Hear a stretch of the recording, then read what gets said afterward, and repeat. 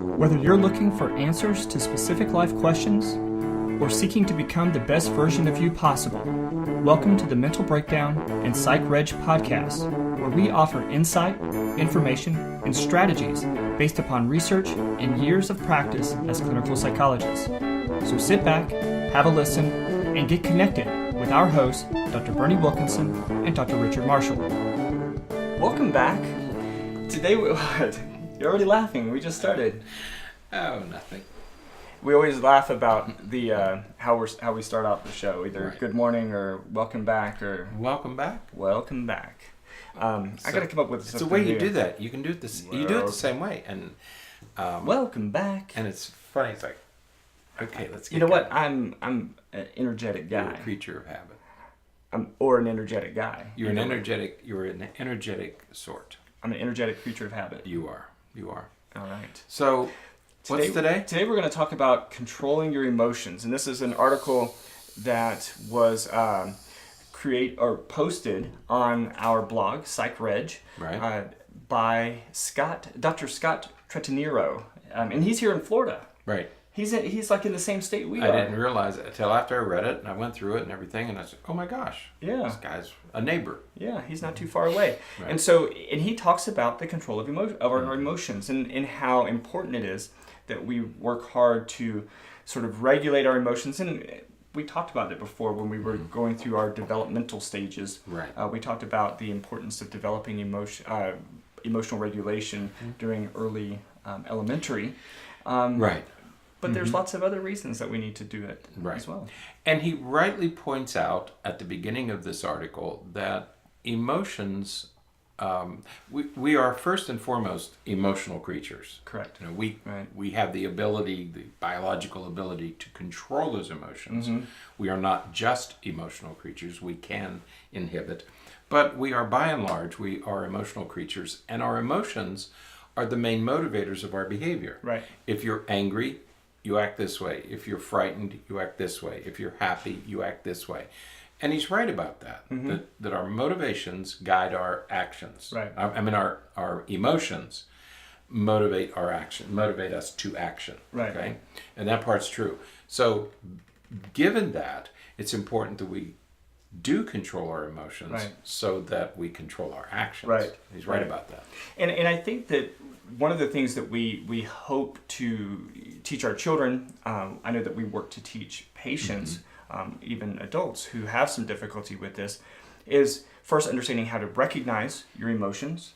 Right. And then, once you recognize them and hopefully recognize them very early in the process, then you can, perform particular actions or skills or strategies, employ those to adjust the way in which our emotions take control. That's right. And we often say, well, are you in charge of your emotions or are your emotions in charge of you? And so because we want to make choices, but if we give in to emotions, we're giving up our choice. If the emotions take over, then they're going to drive your behavior. Right. So it is absolutely essential that you keep them under control, because otherwise you give up your choices. Right. And so the next step, therefore, is, and we've talked about this a number of times on these shows, is that it's not the event. It's not that you're angry. It's not that you have the emotion. It's how you interpret the event. Right. It's what thoughts do you bring to this? Because that's what's going to change. That's what's going to change your actions. Is how you interpret the event. Right. One of the things I love that he talks about in here is the paradox. Right. And I know that we talk about this a lot with anxious patients because the things that makes us the way that we typically manage anxiety, anxious events, anxious situations, anxiety-producing events. The way that we typically manage them is exactly the thing that tends to reinforce the anxiety. Right. So if you're very anxious about doing a classroom presentation, you're going to avoid doing a classroom presentation. Right. And the more that you avoid doing a classroom presentation, the more anxious you're going to be about doing a classroom presentation. Right. That's the paradox. It's that paradox. Right. Mm-hmm. And so, as he said, the thing that troubles us or challenges us the most oftentimes is the thing that we need to experience the most. That we need to do the most. Yeah. Right. So if you have something that is really emotionally stimulating, emotionally charged, oftentimes that's the thing that you need to experience so that you can learn to better cope with those emotions. Right. And today, the other point that he makes that I really like, we did a podcast was it yesterday about controlling your emotions or not controlling your emotions? Who was it? Flaxington. Uh-huh. And it was, this one. That's the back of the page. You're not your circumstances. Right. You're not your circumstances. Uh-huh. And it's how you talk to yourself. Right. Because she said, you have to be careful about your self-talk and how you talk to yourself about what's going on. He makes the same point in this article. Yeah. That you can either see yourself, an event occurs, and you can see the event as a crushing defeat and you're a victim, or you can see it as a path to personal growth. Right. And he says, and I think rightly, the decision is yours. Right. The event has happened. Now you can use it either way. It can become a method, a means of victimizing you, or it can become a path to opportunity. Yeah, I love that because it is. We talked about locus of control. Yeah. And it is regaining that internal locus of control, saying that these things happen in my life. I don't always have control over those things, but when these things happen in my life, I can use it for good, or I can use it for bad, or I can let it control me. Right. And that, I think, is it's certainly what made Batman Batman. Wait a minute. Say that again?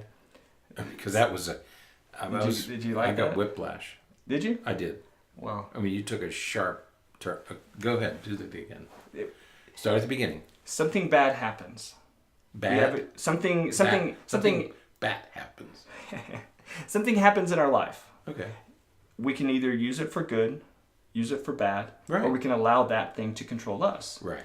Batman, Okay. Bruce Wayne, when he was a child, his parents were murdered, as the myth goes, his parents were murdered in front of him. Right. He could have taken that experience and been a victim and allowed that experience to had PTSD the rest of his life and Right. experienced, allowed that experience to define him. Right. He could have used it for bad and become angry and become a bad guy. Right. Or he could use it for good. And, I guess there's an argument about how good being a vigilante is, but, he chose But he did. to He was on use the it right side. Right, fight Right. for good. Right. Right, so we have these experiences in our life, and we could go through lots of different superheroes if you want to talk about how this happens. No, I don't want We could to. even talk about Luke Skywalker, but that's all right. Hold it. So, Because I have to process this. Luke Skywalker. I do have my Star Wars tie on. So his parents were killed. Were they his parents? No. Step-parents were killed. You hurt my feelings sometimes. Okay. Go ahead. You don't know. Oh, never mind. You can't compare those two things. You're talking about that conversation from this morning. Yeah. You can't compare. Of course those. you can. You cannot. Because. Because I said so. Oh. Okay.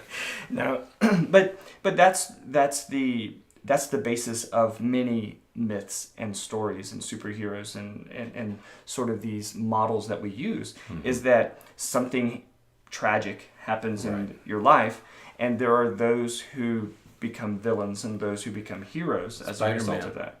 Spider-Man's another good example. Right. Good job. He's not totally. That's right. Okay. That's right. Spider-Man, bad thing happened. Mm-hmm.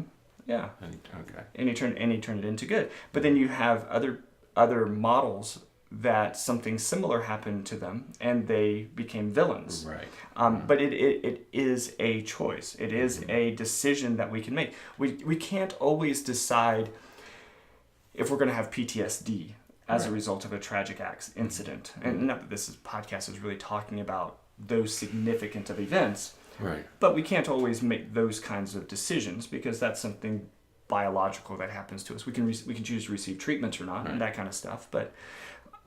But ultimately, we decide how those incidents are going to influence our life. You and I both see individuals who have differing levels of anxiety. Right. Okay. So everything from minor little anxiety that's pretty easy to deal with to crushing, debilitating anxiety. Right. And when you see that crushing, debilitating type of anxiety where a person, agoraphobia, they can't leave the house, Right. or they can't fly in an airplane, or they can't, and some people can't do any of these things. Okay. Right. When we meet those people, what we're always struck by is they feel that they have no control over anything, Right. that they are completely at the whim of events that, well, I can't fly. Right. Well, I can't drive. Well, I can't do that. And I can't, and they have not relinquished. They are firmly convinced that they have no control and that they can't make these kinds of decisions. Right. And that's and so when you see it in its extreme form, then you say, okay, to fix this, you have to regain some control. Right. Now, some people are unable to do that, of Right. course, because they're so severely engaged in the anxiety that they can't get out on their own, so they need medication or something to help to get them out. But in most cases, if we can move them to regain some control, which is what this article and the previous article was about, you can move them to a better place of mental health. Right. Yeah, absolutely. So So I agree. I agree with him. It's pretty good. Pretty good points. Choosing the path of personal growth rather than being a victim.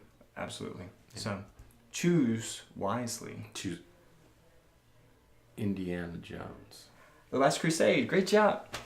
See that? This guy. He's turning into a idiot working here. One day. You get me there. One day I'll introduce you to the Matrix. I've tried. I have tried watching that. Maybe I should watch it from the beginning. Maybe you should watch it with me.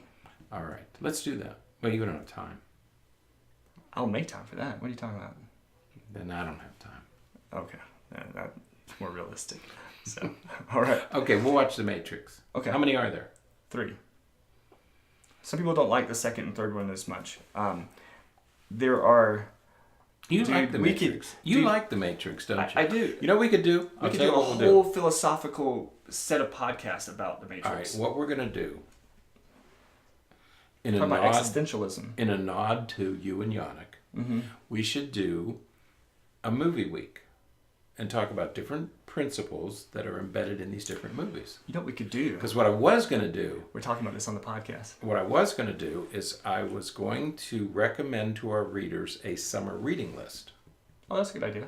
Different books that we would recommend that you take a look at this summer. We could do the same thing with movies. We could do a summer movie that say, look, here are some really important psychological principles embedded in these movies. Take a look at them. What if we took it a notch up? Of course. And what if we just had one day a week where we talked about a movie? Well, that's fine. I think that would be good. Yeah. And we could just go through different movies and each week just do one. Because as Yannick, I don't watch a lot of TV. Okay. So these shows like South Park and the others, I would never watch them. But as Yannick said in the interview, there are important principles embedded in those what look like silly. These Absolutely. are not. We talked about the computer people. Can we keep talking? Yeah. We talked about the computer people who are these thousands of computer engineers who are making these websites, social media sites.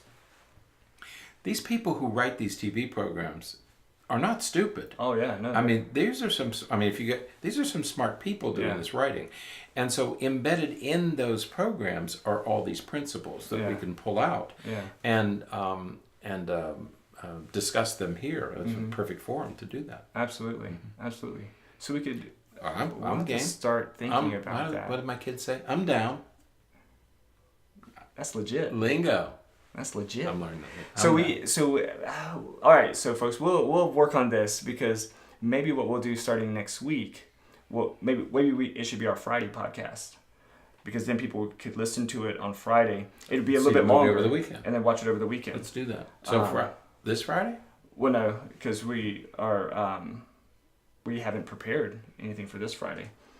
Not that has ever stopped us I'm before. I won't say it. Let's not rule anything out. We've got 5 minutes before we have to record the next podcast. Right. We can do it. No, actually, a patient already walked in, so we have to.